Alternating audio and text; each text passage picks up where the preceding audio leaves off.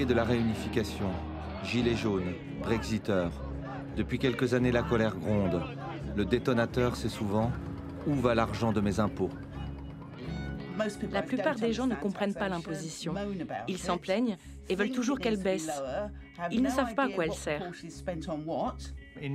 À bien des égards, je pense que la fiscalité est l'une des actions les plus extrêmes d'un gouvernement.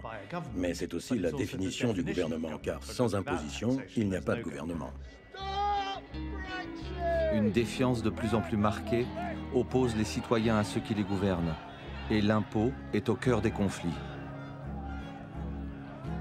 En France, c'est une taxe, la taxe carbone qui met le feu aux poudres. Pendant des mois, elle pousse dans la rue des milliers de personnes.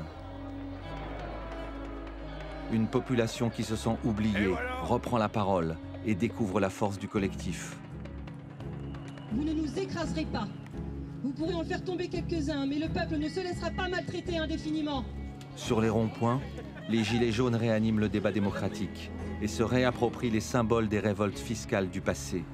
Comme les révolutionnaires de 1789, ils rédigent des cahiers de doléances, liste de leurs souhaits et de leurs plaintes.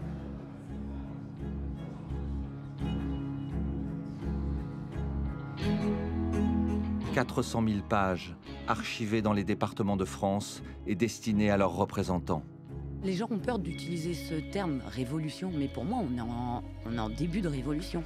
Pas d'impôt sans souveraineté du peuple. En rappelant à leurs élus cette règle du jeu démocratique, les Gilets jaunes reprennent le fil de la longue histoire qui, depuis le Moyen-Âge, oppose un peu partout en Europe le peuple à ses gouvernants quand il est question de lui faire payer des impôts.